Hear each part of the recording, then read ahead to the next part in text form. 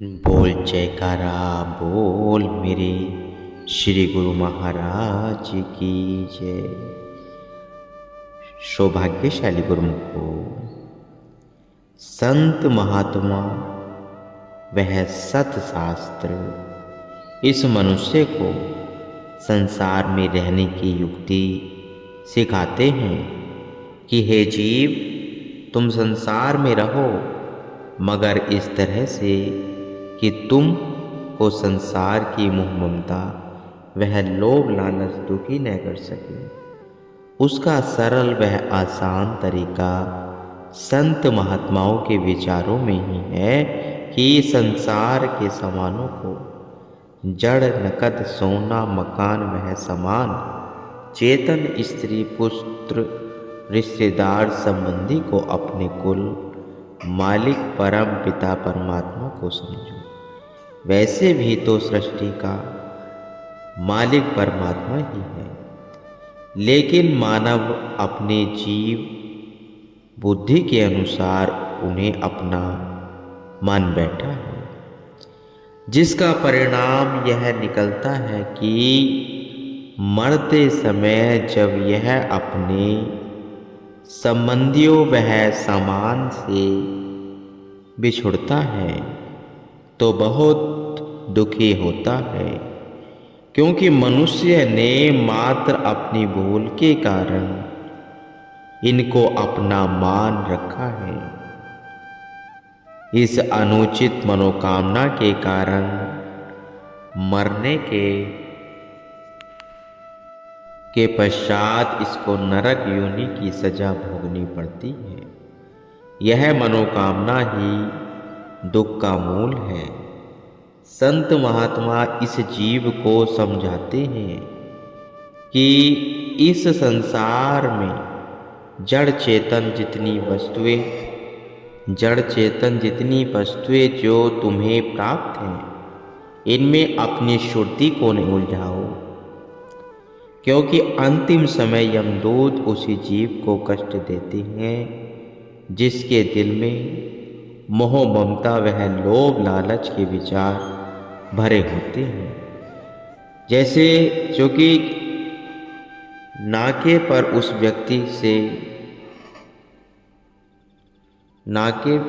व्यक्ति के सरकारी कर्मचारी टैक्स मांगते हैं, जिसके सिर पर गठरी हो,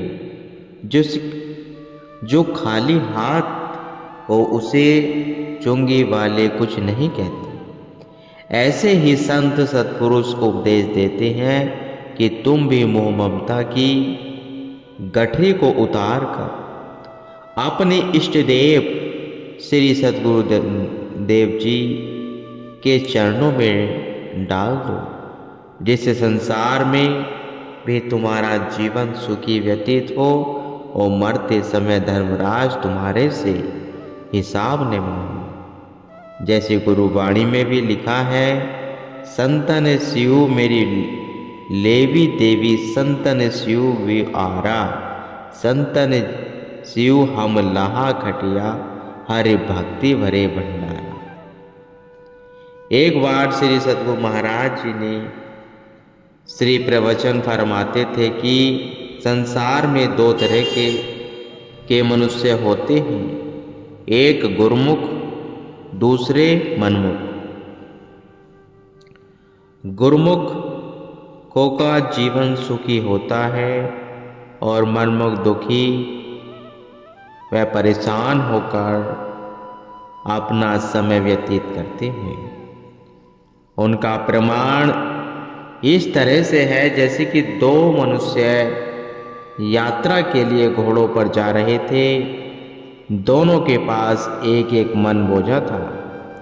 उनमें से एक बुद्धिमान मनुष्य तो अपना बोझा घोड़े पर लाद कर वह उस पर सवार होकर उसे भागता चला गया, और दूसरा मनुष्य वही बोझा अपने सिर पर उठाकर दुखी वह रोता हुआ सफर करता गया।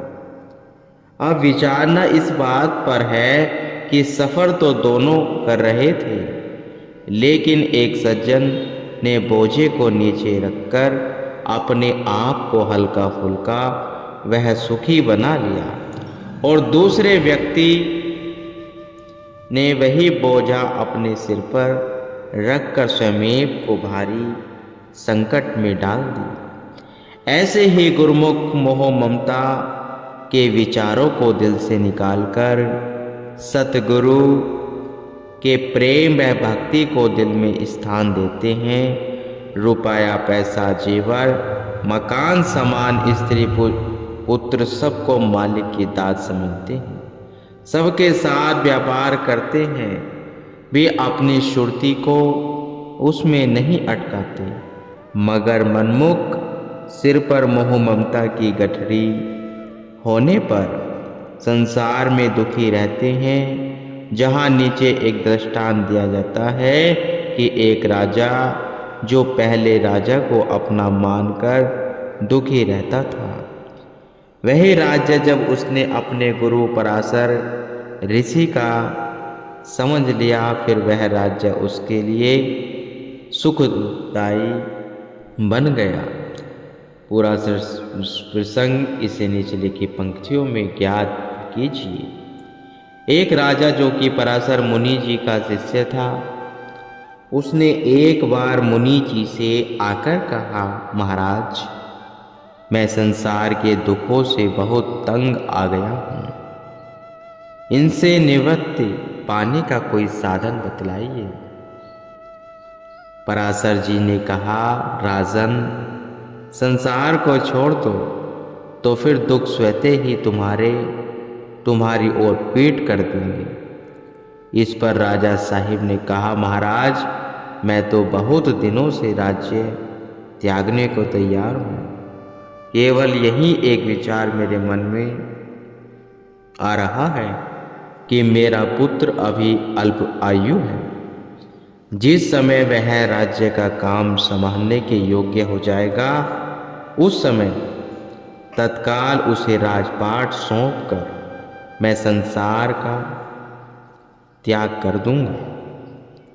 पराशर जी ने कहा, अगर वास्तव में तुमको संसार के दुख पीड़ा दे रहे हैं तथा तुम्हारा विचार इनको इसी समय छोड़ना का एवं राज्य त्यागने का भी है, तो फिर पुत्र के युवा होने की प्रतीक्षा करनी उचित नहीं है। न मालूम वह युवा अवस्था के आने तक जीवित रह सके अथवा नहीं। यदि जीवित भी रहे तो संभव है कि वह राज्य संचालन के योग्य हो अथवा अयोग्य हो।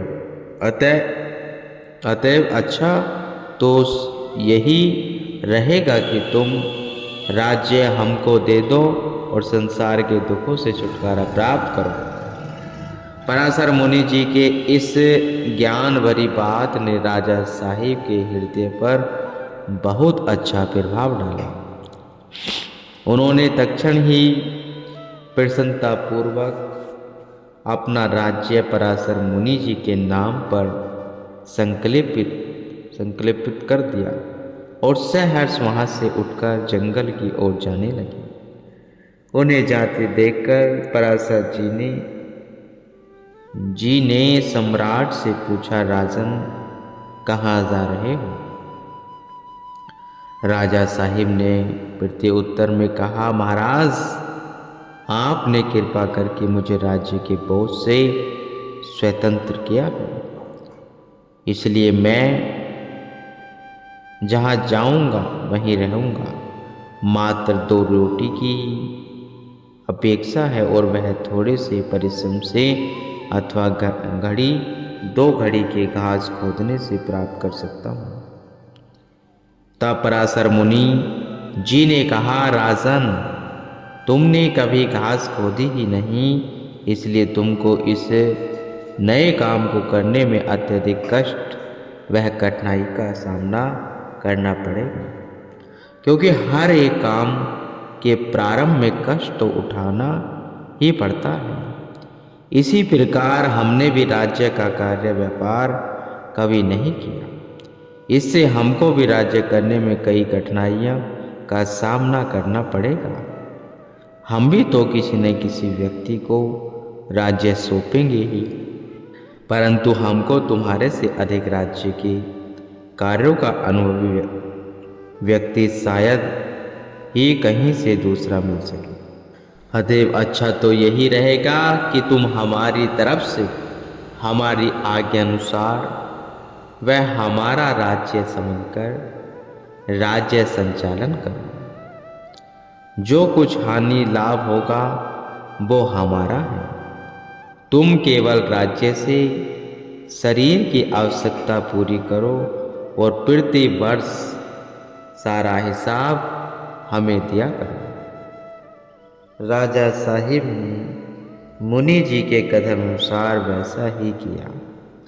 राजा साहिब अब राज्य को अपने गुरुदेव का ही समझते थे, इसलिए बड़ी उमंग उत्साह पर इसमें न्याय पूर्वक एवं सच्चाई से समस्त कार्य व्यवहार करने शुरू कर दिए, जिससे चारों तरफ उन्नति व सफलता के चिन्ह दृष्टिगोचर होने लगे। अब राजा साहिब अपने गुरुदेव पराशर जी की बुद्धिमता वह दूरदर्शिता का बारंबार धन्यवाद और प्रशंसा करने लगे। राजा साहिब अब दिल में सोचा करते कि यदि अन्य राजा महाराज सेठ साहूकार इसी प्रकार अपना धन आदि अपने परमपिता परमात्मा का ही समझ एवं स्वयं को उनका एकमात्र किंकर जानकर, जैसा कि वस्तुतः मनुष्य है, न्याय वह सच्चाई से व्यवहार करता चला जाए तो स्वयं दुनिया के कष्ट कलेशों से छूट जाएगा और तब यह दुख देने वाली दुनिया सुख में परिवर्तित हो जाएगी। तात्पर्य यही है। गुरुमत क्या है? यह एक राज वेद और एक रहस्य है। न किसी का सिर काटा जाता है, न किसी का कुछ छीना जाता है। अपितु सिर का बोझ उठाकर गुरु के चरणों में रख दिया जाता है और सेवक निवंदन हो जाता है। अब उसके सिर पर बला नहीं रही, गठरी उतर गई और बोझ हल्का हो गया। काम काज का व्यापार व धंधा सब उसी तरह का। बात क्या हुई? वो जो कुछ करना है गुरु के नाम पर करना है, अपने लिए कुछ नहीं करता। इसमें हानि क्या हुई? कुछ भी नहीं। पहले जितना काम था बंधन का कारण था, अब आज़ादी का हो गया, बोझ उतर गया, हल्का हो गया। अब सुख चैन के साथ घूमना फिरना, व्यवहार परमार्थ का काम करना। जब तक बंधन था तब तक कदम कदम पर दुख था। देखो बंधन कैसे आसानी से कट जाएगा। अब सेवक स्वतंत्र, उसका कुछ नहीं बिगड़ा। जो कुछ था जो ही का तो ही है। दिन दुगनी और रात चुगनी तरक्की भी है। हाँ, बंधन के खटपट का सौदा नहीं है। जो करता है गुरु नाम पर करता है, मौज पर कर रहता है। सुख दुख वह टाट उलट दिया है, उसे सहज समाधि का आनंद मिलने लगा है। चित्त में समता आ गई है, सहज योग की युक्ति उसका समझ में आ गई है। अब हर समय एक रस रहता है, उसे न काल व्यापता है न माया सताती है, क्योंकि सताने की चीज बंधन की हालत थी, वह गई। अब तो आनंद ही आनंद है। यह अवस्था इस जिंदगी में ही प्राप्त कर लो। हे भाई, जिसे इसको लेना हो इसी जन्म में ले लो। लेना हो सो जल्दी लो। कहीं सुनी मत जगमान, कहीं सुनी जुग जुग चली आवागमन की बधाई। यह गुरु मत और संत सदगुरु अपने सत्संग में इसी का भेद प्रदान करते हैं। यही सतनाम का सौदा है गुरुमुख।